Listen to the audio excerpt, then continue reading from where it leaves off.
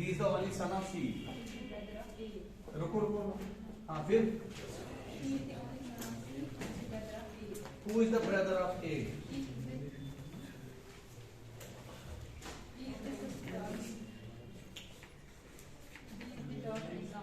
अब पढ़ो इसके बाद, who is the brother of A के बाद E is the sister of D.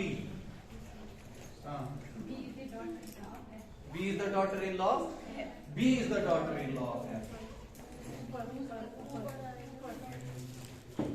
हाँ फिर आगे whose husband has died, whose husband ये लिखा है whose husband has died. Cross खत्म. How is B related to E related to भाई बताओ खुद से E क्या होगा C का? E C का क्या है? बेटी. ठीक है खत्म.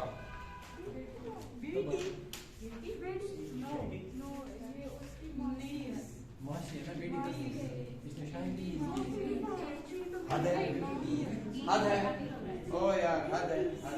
क्या है क्या है खुद से बताओ. अंकल कौन है? सी. किसका? भाई सी तो दिया हुआ है ना, सी दिया हुआ है, सी का बेटा डी है और ई जो है डी की बहन है और ये सीधे एक लाइन नीचे जाती है, यानी डी जो है सी का बेटा है. वो बेटा बनने के लिए जरूरी नहीं है इसकी जरूरी बीवी बनाओ यहाँ बीवी होगी तो तुम्हें साइड पे क्या बीवी दिख रही है, बस सब उसी के बच्चे. समझ आया? हो गया खत्म हो गया बस इतना ही.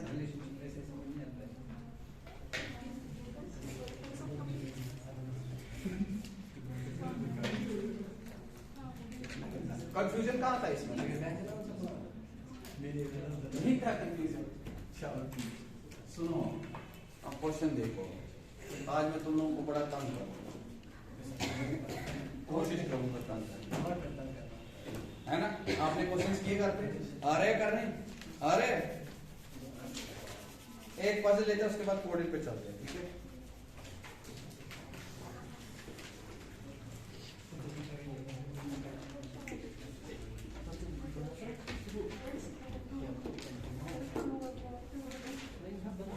चलो भाई आज देखो क्वेश्चन. टाइम स्पीड डिस्टेंस हो गई. ये पेन दिख रहा है इस पे या नहीं दिख रहा? तुम कहाँ थे कल? परसों मैंने तुम्हें निकाला उस दिन लेट आ है ना, उस दिन जब क्लास खत्म हो गई आ गए उस दिन. रविंदर राइट? हाँ गाड़ी लाएगी ना तो ट्रैफिक बहुत है, बाईपास है. कल किधर? कल गेस्टेड हॉलीडे पे यहाँ नहीं लगा था ना, वो गुरुद्वारे गया. Okay okay okay. But how do you cope with that? जो द थिंग्स देखा या नहीं देखा ये बता. देखो आपको किसी मैंने बोला था, देखो ये मत खुद से आए कि तुम्हें आ जाए यार. बोला था जब यार जिसको ऐड करवाना है खुद को तो अभी करवा सकता है. It's a matter of it just depends upon how you know curious you are and how much you want it. Curious तो get it done. Why to wait for? Because you know उससे problem मुझे नहीं है. मुझे क्या है, तुम आ गए यहाँ पे, आया समझ ठीक है, नहीं आया तो ठीक है, but I am not like that. The thing is that तुम यहाँ से सुनोगे आज वाला लेक्चर खत्म हो.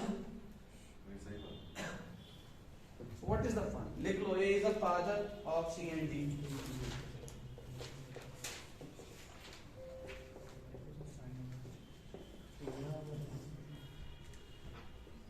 C and E are married couples.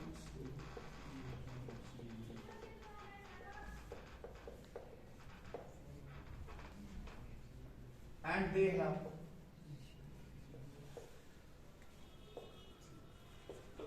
only 2 daughters, H and I, but no son.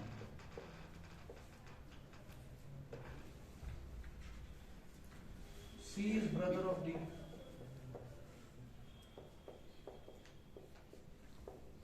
G is sister of F and daughter of B.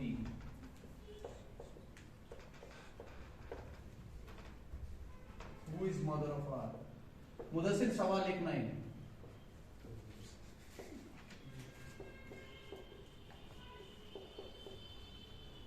N is grandfather.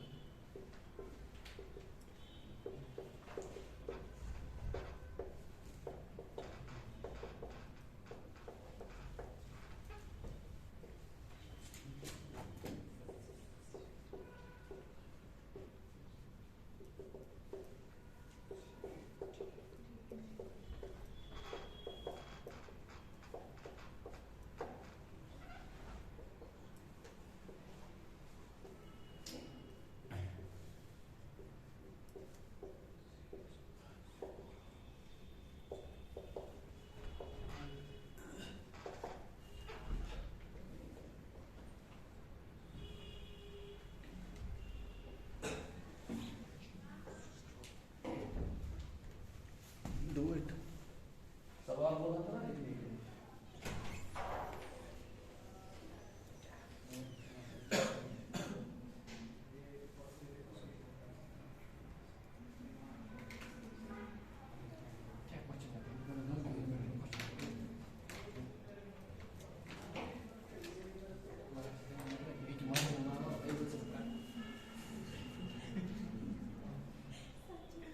Tu muito, né? Quando eu tinha que mandar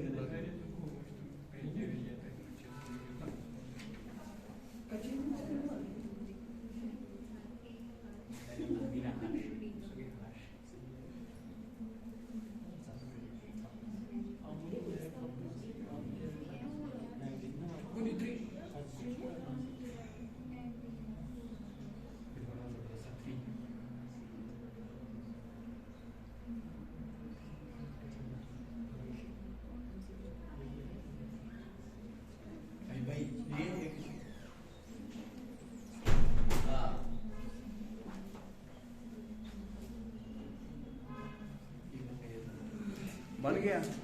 हाँ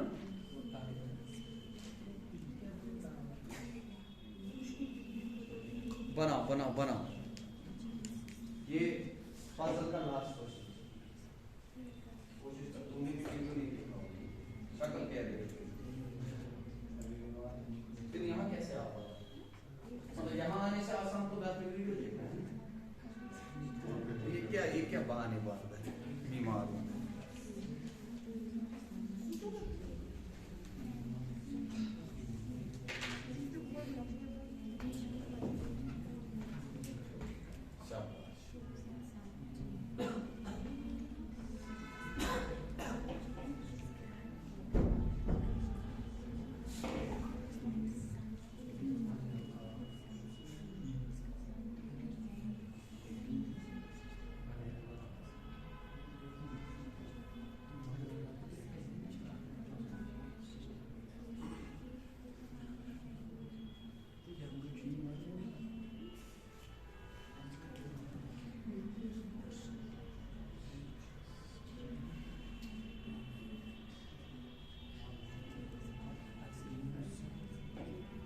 हो गया? मुश्किल है, मुश्किल है, try करें।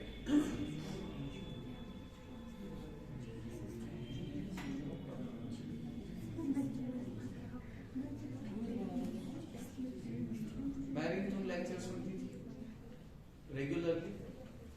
Clear हो गया? Good.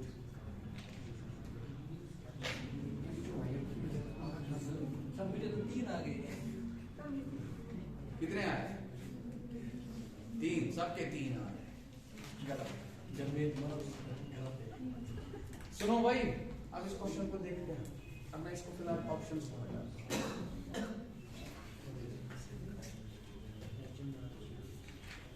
A is the father of C and D. A जो है पापा है इसके सी एंड डी। तो यहाँ पे यहाँ पे बनाए।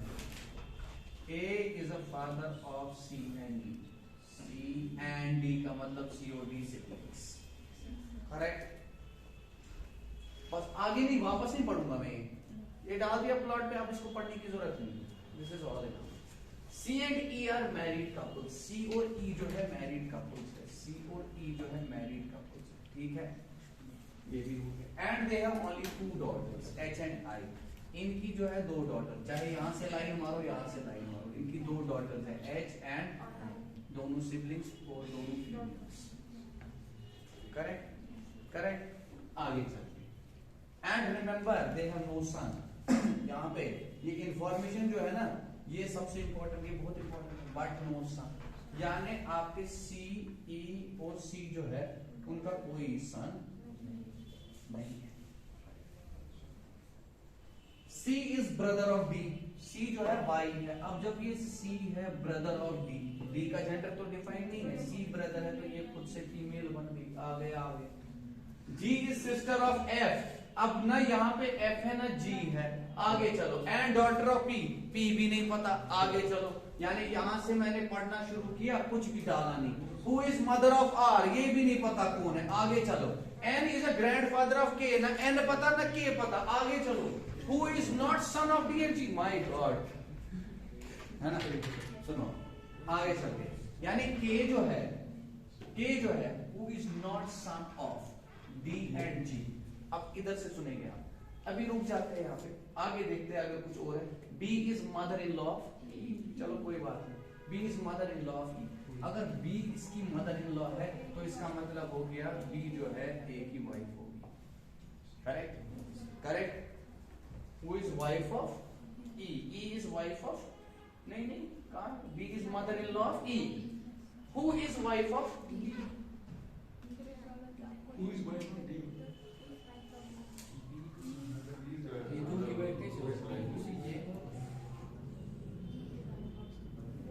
जस्ट अ मोमेंट, फिर से जरा एक बार देखो बराबर का। A is father of C and D, C और D के फादर है। C and E are married couples, C और E जो है मैरिड कपल्स है। And they have 2 daughters H and I, ठीक है, only and no son। C is brother of D, C जो है भाई है D का, ठीक है। G is sister of F, G जो है सिस्टर, ये तो मैंने डाला नहीं प्लॉट पे। Daughter of P, who is mother of R, who is mother of N is grandfather of K, ये भी छोड़ दिया। Who is not son of D and G, अब K जो है वो D और G का। B is mother in law of E, B जो है वो मदर इन लॉ है किसकी, E की मदर इन लॉ है। अच्छा ठीक है सर, आया ठीक है सर, ये मेरा question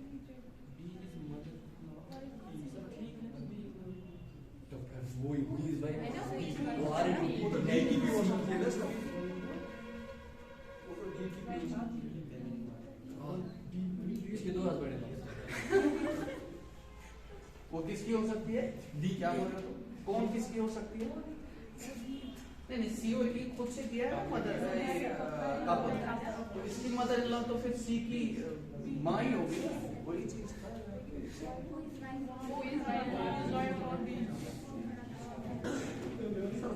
mother in law D को भी हो सकती है ना सर, क्या बोल रहे हैं? D mother in law D को हो सकता है। और यार ये मदर इन लॉ है, ये तो क्वेश्चन गलत हो गया था ना, इसीलिए तो रुक गया मैं। तुम क्या बोल रहे हो वो उसकी भी हो सकती है, कहां से हो सकती है? B is mother in law of F, तो B अगर mother in law of F है तो यहाँ पे आप B नहीं आए, ठीक है। वो तो तब हो गया क्योंकि यहाँ पे देखो who is wife of D, यानी F जो है वो वाइफ है किसकी, D की, यानी D जो है मेल बन गया और उसकी वाइफ कौन है? अब बताओ, क्लियर है? अब क्लियर है? हाँ, अब देखो फिर से पढ़ो। B is mother in law of, B is mother, who is wife of, यानी F is wife of D, F जो है वाइफ है D की, डू यू अंडरस्टैंड? ठीक है, और B जो है F की मदर इन लॉ है, B अब F की मदर इन लॉ है तो B यहां पे आ गया। अब क्लियर? अब सही बन गया। इससे पहले B उधर ही आता था, लेकिन जो आप एक्सप्लेनेशन देते थे वो गलत था, ठीक है, क्योंकि यहाँ पे आपने गलत इंफॉर्मेशन डाली। यहां तक भी क्लियर हो गया। तो अभी आपके जो आपकी कपल्स आ रहे हैं वो सिर्फ कितने आ रहे हैं? 3 आ रहे हैं, लेकिन आपने बहुत इंफॉर्मेशन छोड़ी है बीच में, उसको प्लॉट भी तो करना है। अब चलो आगे, अब तुम्हें पता चलेगा सवाल क्या है। अब जरा हम चलो, C is brother of, G is sister of F, अब G जो है बहन है किसकी, ये लगाया बहन, हो गया ये। एंड डॉटर ऑफ P, यानी P की डॉटर है, एंड का मतलब होता है G, G is sister of F and daughter of P, यानी G is daughter of P। तो मैंने इधर पे जो है P लिखा, मगर जेंडर डिफाइन नहीं है। ये भी क्लियर हो गया। हाँ, आगे चलते हैं। Who is mother, यानी P is mother of R।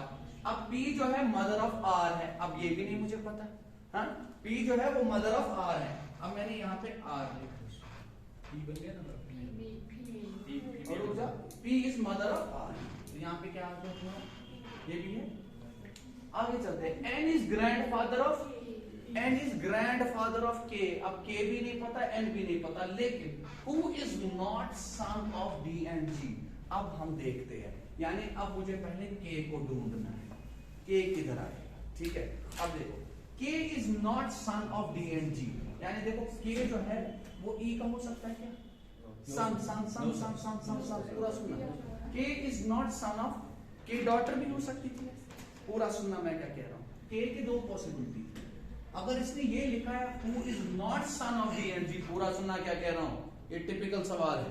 Okay, अगर ये आपके मेंस में जैसे आ जाता है या कभी हाई लेवल क्वेश्चन आ जाता है, एक बार ये सॉल्व करोगे, ये समझ आ गया, फिर आपको कभी कोई भी गड़बड़ नहीं होगा, कभी भी कोई गड़बड़ नहीं होगा। जाके उठाओ कोई भी क्वेश्चन करो। K का if he is just saying K is not son of D and G, इसका मतलब ये नहीं है इनका चाइल्ड नहीं है, यानी इसका मतलब ये भी हो सकता है K डॉटर होगी, यानी K की दो पॉसिबिलिटी, डॉटर एंड हम दोनों चीजें चेक करें। क्या K डॉटर हो सकती है D और G, D एंड इसका बोला है G, D और G की डॉटर हो सकती है। We will check it out, we will all check it out, do you understand? अब लेकिन ये क्या कह रहा है यहाँ पे, जो बेसिकली इसका मकसद था ना, who is not son of D and G, मैं बताता हूँ। पहले हम सन से देखते हैं। देखो, क्या सन हो सकता है K, E and C का? नहीं हो सकता, क्योंकि E and C has no son, यानी ना इसका बच्चा ना इसका बच्चा। और बताओ क्लियर है या नहीं? आगे चलते हैं। अब ये और भी बोल रहा है who is not son of D, जब C D का नहीं है तो F का भी नहीं होगा। और बताओ क्लियर है या नहीं? अरे वो यार ये हस्बैंड बीवी है, जब इसका नहीं है तो इसका भी नहीं है। वो समझ आ रहा है या नहीं है? हाँ, आगे चलो भाई। ये कह रहा है G का भी नहीं है, जब G का भी नहीं है तो यहाँ बेचारा एक ही बच गया, वो हो गया R, यानी पूरी की पूरी पॉसिबिलिटी है R जो है, R का बेटा क्या है? वो बताओ क्लियर है? वो बताओ क्लियर है या नहीं? हाँ, क्लियर है? अच्छा, यानी आपने बोला यस सर ये हो सकता है, we can think of this. अगर ये ऐसा हो गया तो अब जरा पढ़ो, N is grandfather of N, अगर ग्रैंडफादर K का है, यानी इसका मतलब ये हो गया, इसका ग्रैंडफादर का मतलब हो गया मैरिड कपल। वो बताओ क्लियर है? मैरिड कपल, ठीक है। अब जरा बताइए, क्या अब ये ग्रैंडफादर बन गया? वो बन गया, यानी यहाँ पे कौन होगा तुम्हारा? कितने मैरिड कपल आ गए, है ना? पॉसिबिलिटी तो नहीं। अब डॉटर भी चेक कर सकते थे, डॉटर भी चेक कर सकते थे। डॉटर जरा तुम चेक करो, डॉटर अगर इसे लिखा who is not son of D and G, इतना तो क्लियर हो गया, यानी D and G का ये डॉटर, ये सॉरी डॉटर हो सकती थी, डॉटर हो सकती थी, ठीक है। इधर से देखो, सन तो नहीं है, सन का हमने निकाल दिया।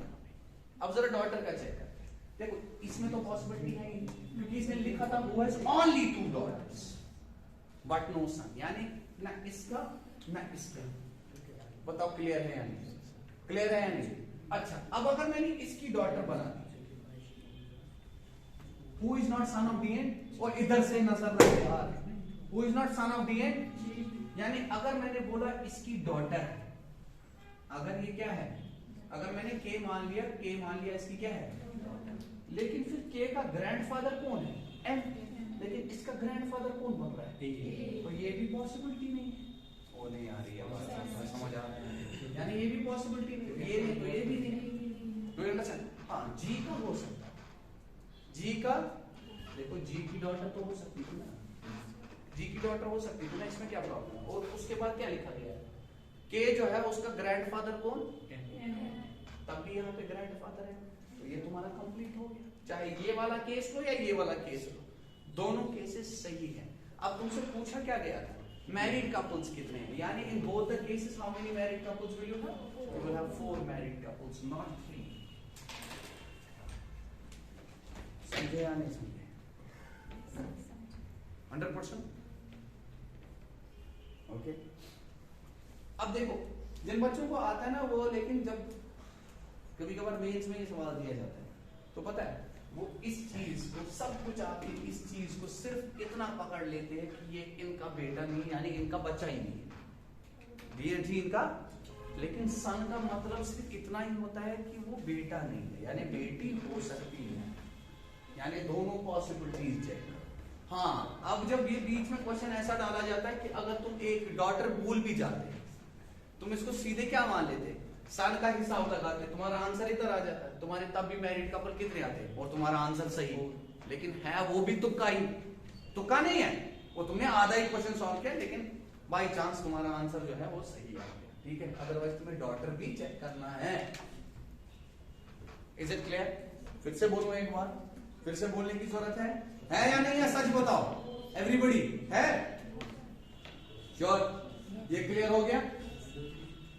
आपने सिर्फ ये देखा कि मैं चला कैसे क्वेश्चन में, आपको मुश्किल लगा होगा बीच में, ये पूरा का पूरा पार्ट जो है मिसिंग था, बट इसमें डरना नहीं होता है, आपको आगे चलना है जहां तक तुम्हारा प्लॉट बन जाएगा, जहां पे प्लॉट बन रहा है उसको प्लॉट पे डालो। जैसे मैं यहां से चला, A is father of C and D लिखा, आपने देखा मैंने कभी और नहीं पढ़ा, ये और नहीं पढ़ा मैंने, एक बार प्लॉट पे पढ़ गया, इसके बाद देखने की जरूरत नहीं है। इसके बाद देखो C and D are married couple, बना लिया, उसके बाद and they have only 2 daughters H and I but no सन।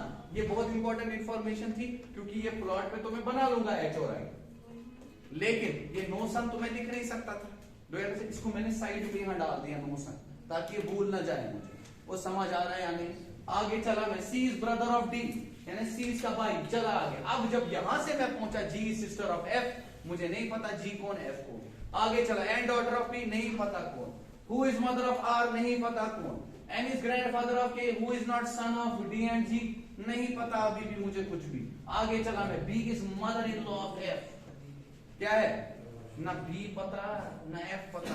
अब यहां से शुरू हुई कहानी, who is wife of D, D मुझे पता कि डी कहां है, अब डी की पहले मैंने क्या बनाई, वाइफ एफ बनाई, एफ के बाद उसकी मदर इन लॉ बी बनाई, डू यू अंडरस्टैंड? उसके बाद पीछे चला मैं, पीछे कहां पे चला मैं, शाबाश, जी इज सिस्टर ऑफ एफ। अब देखो जहां पे रुक गया ना मैं, एफ के साथ यहाँ पे डायरेक्ट रिलेशन है, जी इज सिस्टर ऑफ एफ, बना दिया जी इज सिस्टर ऑफ एफ। उसके बाद एंड डॉटर ऑफ पी, यानी जी जो है बेटी है किसकी, पी की, अभी पी का जेंडर डिफाइन नहीं था। उसके बाद क्या कह रहा है, who is mother of R, यानी पी जो है माँ है, अब ये जेंडर डिफाइन हो गया, किसकी माँ है, आर की, यानी ये इसकी बहन होगी, डू यू अंडरस्टैंड? लेकिन आर का जेंडर डिफाइंड नहीं है, आर का जेंडर डिफाइंड नहीं है। उसके बाद क्या बोलता है, N is grandfather of K, अब ना एन पता ना के पता, who is not son of D and G, E और सी का तो हो ही नहीं सकता था क्योंकि उनका कोई बेटा है ही नहीं, उनकी बेटी भी नहीं हो सकती क्योंकि अगर उनकी बेटी यहाँ पे लिखा हुआ है ओनली 2 daughters, यानी इनकी तो पॉसिबिलिटी खत्म हो गई। अब आ गया मैं डी पे, सन तो ये डी और जी का वहीं से दिया हुआ है कि है ही नहीं, ओ बताओ क्लियर है? सन तो डी और जी का ये है ही नहीं, जब बी का नहीं है तो एफ का भी नहीं है, डू यू अंडरस्टैंड? तो जी का भी नहीं दिया तो एक ही पॉसिबिलिटी बचती है, वो हो गया आर, यानी ही इज अ सन ऑफ, समझे या नहीं समझे?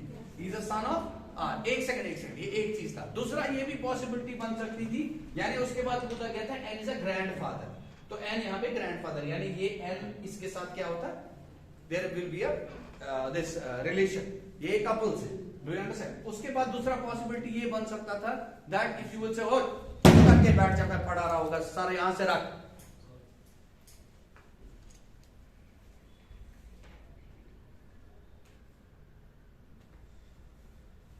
आगे बोलो, क्या बोला मैंने? यहाँ पे नहीं होगा डॉटर नहीं हो सकता, क्यों नहीं हो सकता? ग्रैंडफादर ही बनेगा, उसका ग्रैंडफादर कौन बन जाएगा? ये बन जाएगा, डू यू अंडरस्टैंड? तो ये भी नहीं हुआ, ये भी नहीं हुआ, वापस या तो जी होगा, बताओ क्लियर होगा?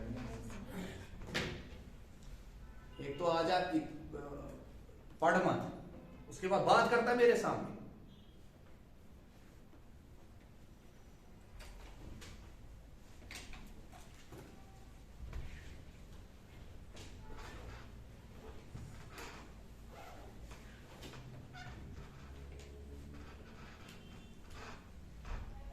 चलो भाई आगे सुनो, आज कोडेड ब्लड रिलेशन,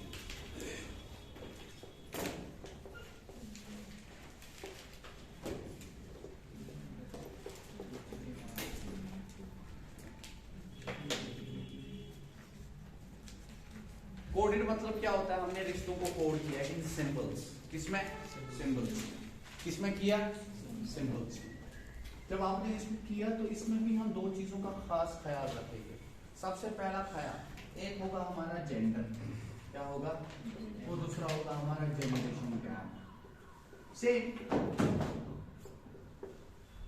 क्या होगा? Generation gap. लेकिन मैं इस जनरेशन गैप को नंबर्स में लिखूंगा। किसमें लिखूंगा?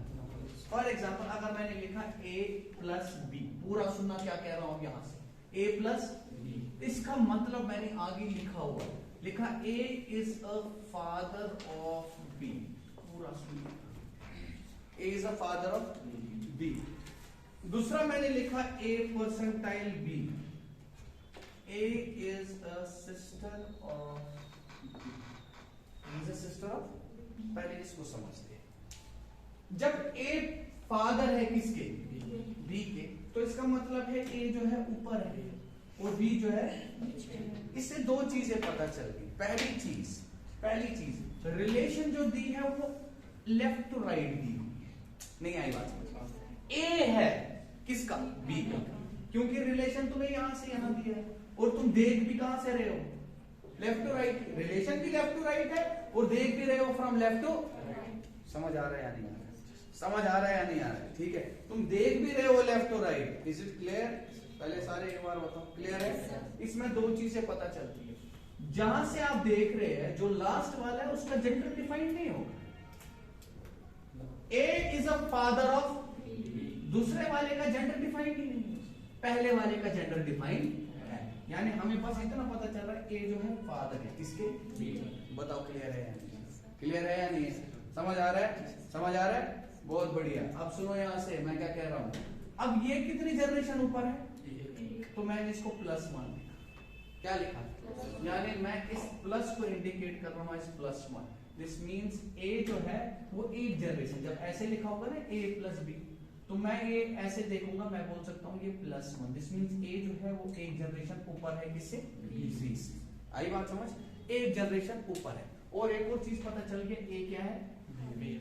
ए मेल। दूसरे का जनरेशन, दूसरे का जेंडर पता नहीं चला। Do you understand? ठीक है, लेकिन इससे बस दो ही चीजें पता चली, कितनी जनरेशन ऊपर है और इसका जेंडर क्या है। और मुझे एग्जैक्ट पता नहीं चल रहा है कि इनके पास रिश्ता क्या है, क्योंकि एक जनरेशन सिर्फ फादर ऊपर नहीं होता है। एक जनरेशन तुम्हारी फूफी भी ऊपर हो सकती है, तुम्हारे खालू भी ऊपर हो सकते हैं। डू यू अंडरस्टैंड मैं क्या कह रहा हूँ? ठीक है, वो सारे अंकल ही कहलाते हैं। Is it clear? समझे? अंकल जो है ब्रॉड टर्म्स में यूज किया जाता है और समझ आ रहा है, इसीलिए मैंने बोला रिश्ते देखो, बताया था मैंने यानी। ठीक है, इधर से देखो। तो यहां से कितनी चीजें डिफाइन होगी? सिर्फ दो। अब जैसे मैंने बोला ए परसेंटाइल बी का मतलब है A is a sister of B, A is a sister of. Again किसका जेंडर डिफाइन होगा? ए का। बी का होगा? नहीं होगा, क्योंकि लेफ्ट टू राइट दिया और हम जा भी रहे हैं लेफ्ट टू राइट। नहीं आई? समझ आ रहा है या नहीं आ रहा? तो आगे अगर हम देखेंगे, लेकिन सिस्टर का मतलब होता है सेम जनरेशन, और सेम जनरेशन का मतलब होता है आप यहाँ पे क्या लिखेंगे? जीरो इंस्टेड ऑफ, यानी जीरो का इंडिकेशन है कि ये एक ही जनरेशन में आते हैं। क्या आते हैं? एक ही जनरेशन में आते हैं। तो इसका मतलब ये हो गया, हम यहाँ पे बस इतना बता सकते हैं कि ए जो है वो क्या है? Sister and she is in the same generation age that of B. Do you understand? Exactly जरूरी नहीं है सिस्टर होगी ये भी हो सकता है कि ये इसकी कजन हो, क्योंकि वो भी सेम जनरेशन में आएंगे।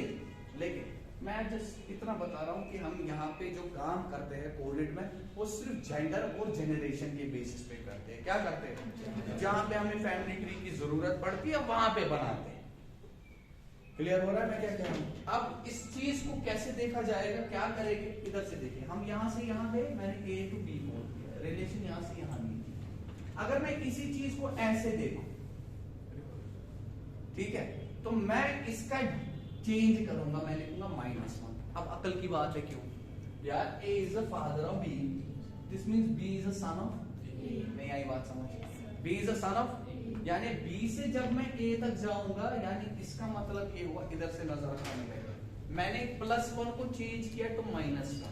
क्या किया? चेंज -1। और आपको पता चल गई होगी क्यों, लेकिन अब मैं इसका तरीका बनाना चाहता हूं। मैंने ऐसे बोला, ए जो है वो फादर थे किसके? यानी +1। This means A is 1 generation ऊपर than B. Is it clear? अगर मैं बी से देखूं टुवर्ड्स ए तो मैं बोलूंगा B is one generation less than A. नहीं आई बात समझ? इसीलिए मैं बोलता हूं जब रिलेशन तुम्हारा यहां से यहां दिया है लेकिन तुम देखना चाहते हो उल्टा, यानी बी से ए क्या रिलेशन है, जो तुम्हारा यहाँ पे जनरेशन गैप आया होगा उसको क्या करो, उसको टेढ़ा करो। और नहीं आई बात समझ? समझ आया? बीच में तुम्हारी रिलेशन ऐसे दी होगी, a plus B means B is father of A. अब खुद से बताओ क्या होगा, बी इज फादर ऑफ, तो मैं क्या यहां पे कह सकता हूं, सबसे पहली चीज क्योंकि यहां पे पीछे से यहां तक रिलेशन दिया हुआ है। नहीं आई बात समझ तुम लोगों को?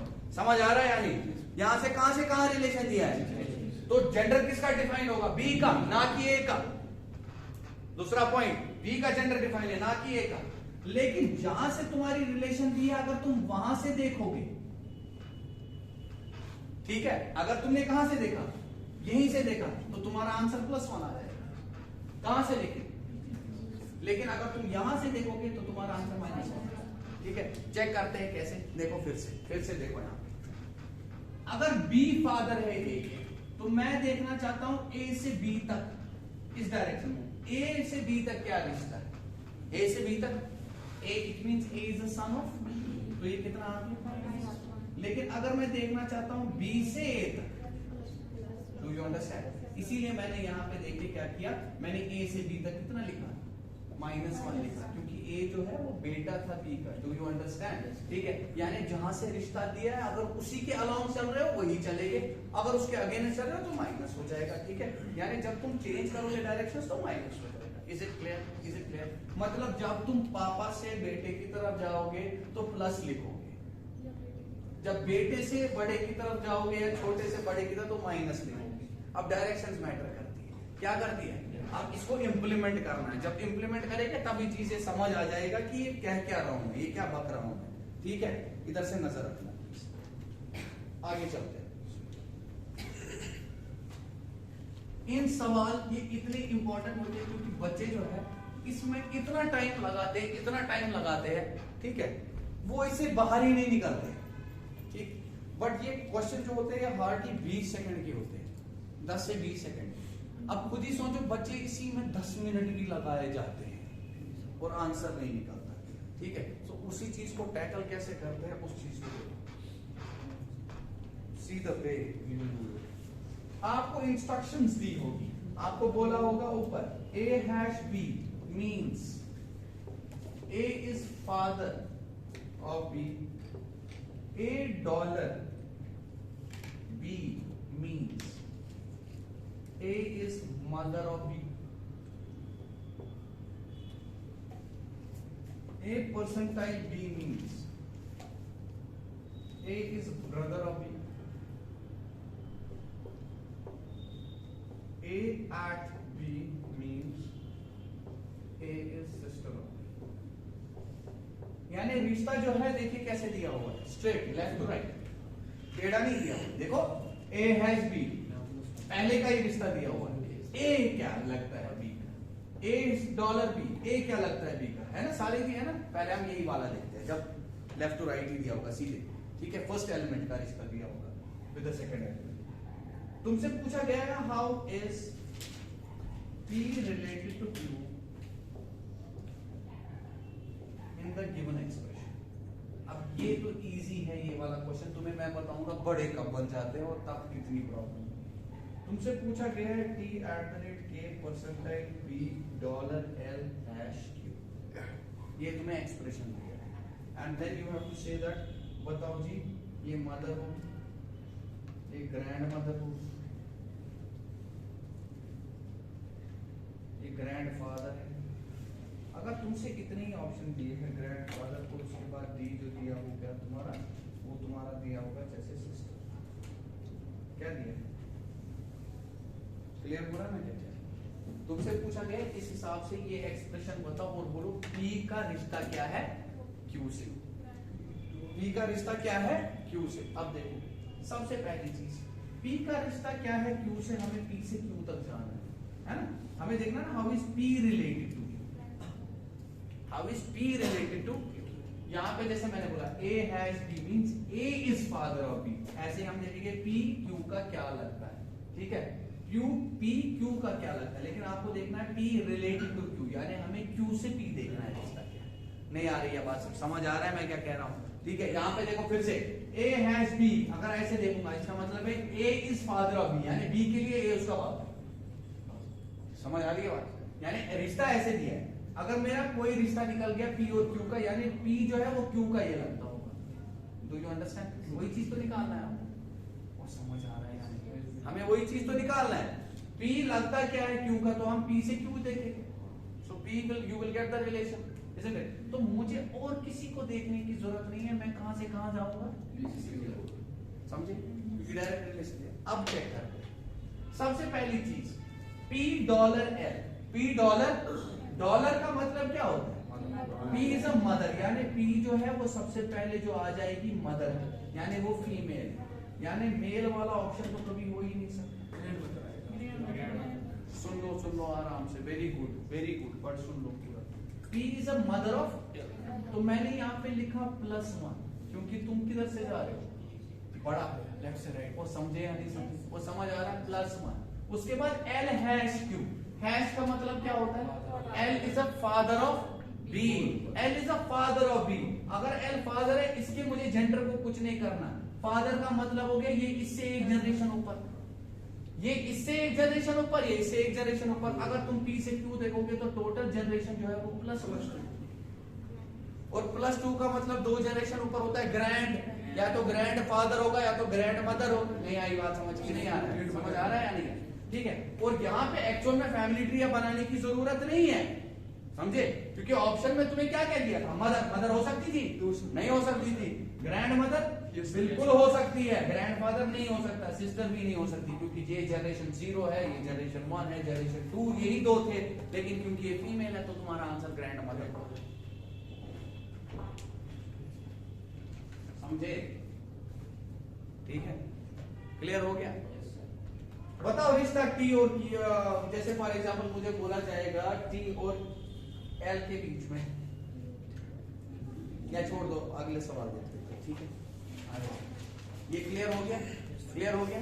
तो यानी मैं पहले पी से क्यू चला गया, सीधे मैंने क्या कर लिया, मैंने चेक कर दिया, यानी पी जो है ग्रैंड मदर है किसकी, क्यू की, यानी क्यू की वो ग्रैंड मदर है। तो देखा ना तुमने रिश्ता क्यू के हिसाब से। अगर वो तुमसे ये पूछता instead of this how is Q related to P, right, Q related to P, so we have to go from Q to P. तो ये आ जाता instead of +2 I will write -2, यानी ये बन जाता आपका, हाँ, लेकिन यहाँ पे सन नहीं आएगा क्योंकि क्यू का रिश्ता यहाँ डिफाइंड ही नहीं होगा, क्यू का जेंडर ही यहाँ डिफाइंड नहीं है, तो वहां पे तुम्हारा कैन नॉट बी डिटरमिन्ड आएगा। क्या आएगा? क्योंकि जेंडर डिफाइंड। आई बात समझ? फिर से देखो, आइदर हो सकता है, आइदर अगर वहां पे दिया होगा और ऑप्शन में आइदर और दिया होगा तो आइदर और लगाना है, या तो वो होगा या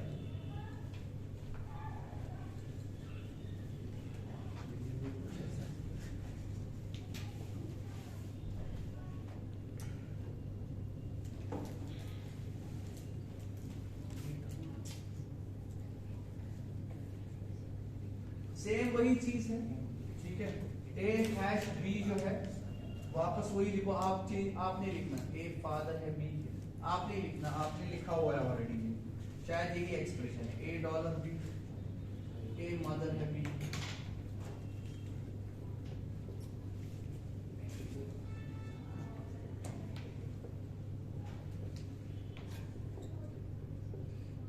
मैं लिखो ये ब्रदर भी है, वहां पे भी था तो ठीक।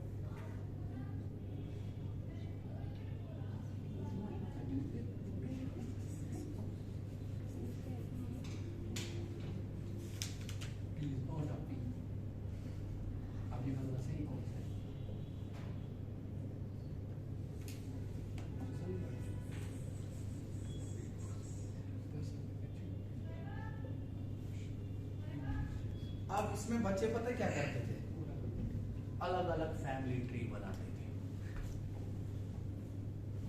ओके, अब गलती से अगर कहीं बीच में ही कोई चीज बन गया, आंट बन गई, तो फिर वो उसका आंसर दे देते। लेकिन बीच में क्या होता है, वो चौथा ऑप्शन होता है, तो तुमने ऑलरेडी ऊपर वाले 3 सॉल्व किए होते हैं। लेकिन सर हम ऐसे नहीं करते, हमें चाहिए क्या, आंट। हम क्या चाहते हैं, P is aunt of P, और हमें देखना है कौन से एक्सप्रेशन में तुम्हारी P जो है आंट बन रही है P, और ऑप्शन इतनी है, यानी इन्हीं में से एक बिल्कुल सही है। ठीक है, अब अगर P आंट है, इससे 2 चीजें हमें पता चलेगी, यानी हमारा जो है P जो है वो फीमेल होनी चाहिए, और P जो है एक जनरेशन ऊपर होनी चाहिए। बताओ क्लियर है यार, ये 2 चीजें तो कम से कम देख सकते हैं। ठीक है, अगर ये 2 चीजें मिल रही है तो जरूरी नहीं है वो एक ही ऑप्शन, वो 2 ऑप्शन में भी मिल सकती है, फिर हमें एक का फैमिली ट्री बनाना पड़ेगा, लेकिन सिर्फ एक का। लेकिन अगर नहीं मिल रहा है, बाकी में गलत आ रहा है, तो तुम्हारा वही आंसर होगा, तो फैमिली ट्री बनाने की जरूरत नहीं। इधर से देखते हैं, चलते हैं, कहां से कहां जाना है हमें, P से T तक, तो P से T तक जाएंगे, बिल्कुल यहां से यहां तक, यहां से यहां तक, यहां से यहां तक, ये तो सारे दिए हैं, एंड टू एंड है। हाँ, इधर चलो, P परसेंटाइल Q, परसेंटाइल का मतलब ब्रदर था, तो यहाँ पे जनरेशन 0, लेकिन P यहाँ पे आ रहा है, P इज अ ब्रदर, यानी P जो यहाँ पे है वो मेल बन गया। नहीं आई बात समझे, पहले जनरेशन छोड़ दो, पहले जेंडर पे ही इसको रिमूव करो, ये कभी आंसर नहीं होगा, क्योंकि यहाँ पे मेल आ रहा है। बताओ क्लियर है यानी, आगे चले, P@Q, P@Q का मतलब है सिस्टर, तो ये मैंने अपने स्टांस में रख लिया, अपने इसमें आंसर्स में रख लिया। आगे चलते P#Q, हैश का मतलब फादर, ये कभी आंसर ही नहीं होगा। आगे चलते P डॉलर मदर, यानी सिर्फ 2 ही चेक करने हैं, ये और ये। ठीक है, अब मैं फैमिली ट्री नहीं बनाऊंगा, मैं किस पे बेस करूंगा, कोड पे पहले देखूंगा, जनरेशन गैप, क्या पता सीधे जनरेशन से ही आंसर निकल जाए, तो मैंने जल्दी से बना दिया। यहाँ पे देखो P@Q, @ का मतलब सिस्टर है, तो ये 0, Q#R, हैश का मतलब फादर है, तो ये +1, ठीक है, R@S, का सिस्टर, तो ये 0, और यहाँ पे परसेंटाइल का मतलब होता है ब्रदर, तो ये भी 0, यानी ओवरऑल जो जनरेशन गैप वो +1 की। अभी रुक जाओ, क्या पता इसमें भी आ जाए। ठीक है, P डॉलर का मतलब अभी तुमने देखा मदर होता है, तो ये +1, परसेंटाइल का मतलब ब्रदर है, तो 0, @ का मतलब सिस्टर है, तो 0, हैश का मतलब फादर है, तो +1, ये तो +2 आ रहा है, तो ये तो कभी ऑप्शन होगा ही नहीं, तो इसको चेक भी नहीं करना था, ये तुम्हारा ऑप्शन हो गया। समझे? ठीक है,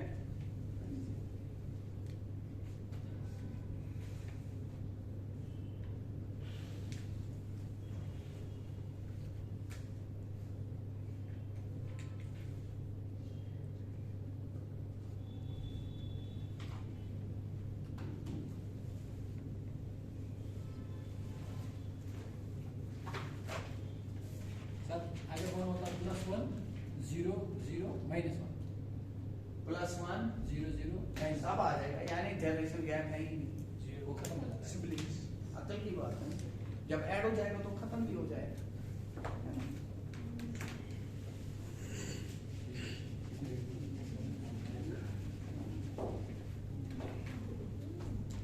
समझ आ रहा है अच्छे से?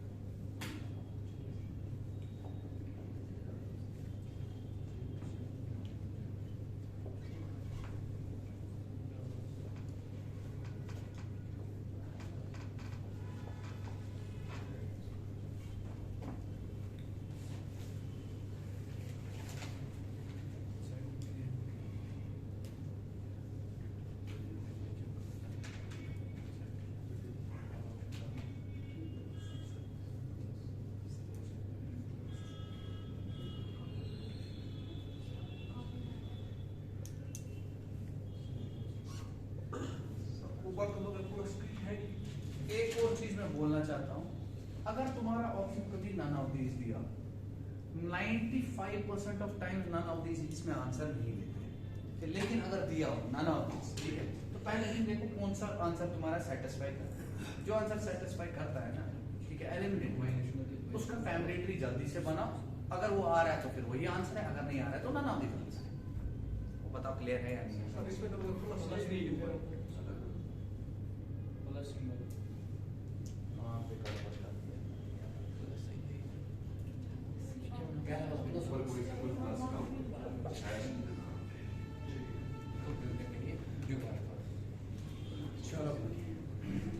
बताओ रिक्वायरमेंट है Z ग्रैंडफादर है किसका, यानी इसका मतलब ऐसे, अगर Z से Y तक देख रहे हो तो तुम्हारा +2 आना चाहिए और ये डब्बा आना चाहिए। क्लियर हुआ? अगर Y से Z देख रहे थे तो ये तुम्हारा -2 आना चाहिए था और ये डब्बा आना चाहिए था इसका। ठीक है, मुझे लेकिन Y से ये ऐसे देखना है, मैं जानबूझ के वैसे कर रहा हूँ, दिखा रहा हूँ, just to make sure that दिमाग तुम्हारा यही की तरफ। अब सबसे पहले जब हमने देखा तो हमारा टारगेट पहले जेंडर पकड़ने का, सबसे इंपॉर्टेंट पहले जेंडर के बेस पे पहले एलिमिनेट करो चीज। तुमने बोला K + Z, हमने लेकिन जाना है Z से Y तक, तो K को क्या करना है मुझे, तो मैं Z से Y जाऊंगा। $O, डॉलर का मतलब मदर, तो ये तो मेरा कभी आएगा, बोलो क्लियर है या नहीं है, क्योंकि ये तो आपकी फीमेल बन गई, आपको मेल चाहिए था। आगे चलिए यहाँ पे देखिए Z से Y जा रहा हूँ, Z से Y जा रहा हूँ। Z प्लस का मतलब होता है फादर, तो इसको मैंने प्लॉट पे रख लिया। Z से Y जा रहा हूँ तो Z का मतलब फादर, इसको प्लॉट पे रख लिया।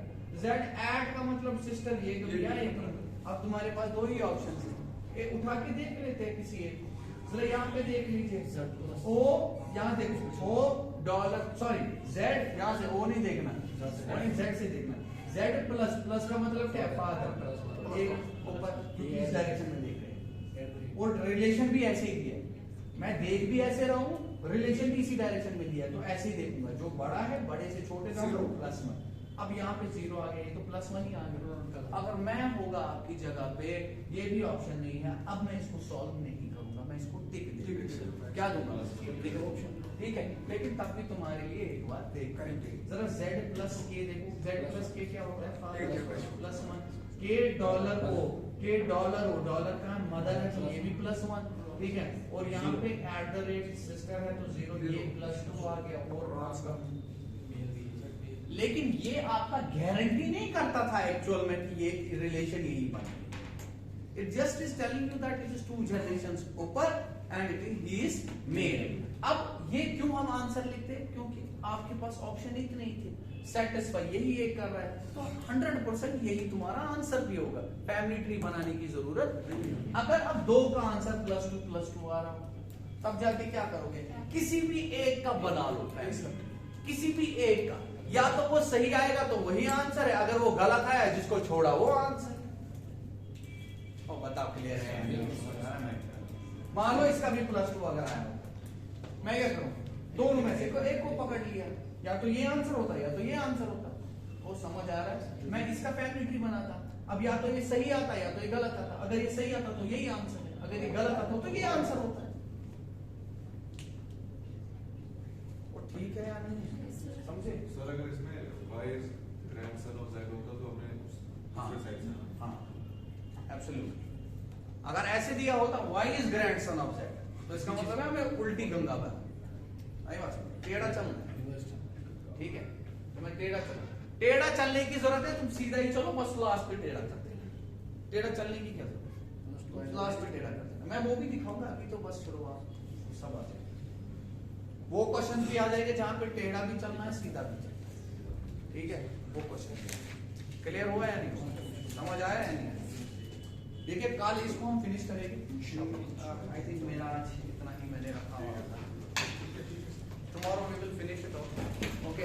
कोडेड आपका कल खत्म हो जाएगा इंशाल्लाह। ब्लड रिलेशन नहीं, इसके बाद इंडिकेटिंग फॉर्म का एक दिन, ठीक है, यानी 2 दिन और। ब्लड रिलेशन बहुत लंबा है, ब्लड रिलेशन छोटा नहीं है, सबसे लंबा टॉपिक जो है ब्लड रिलेशन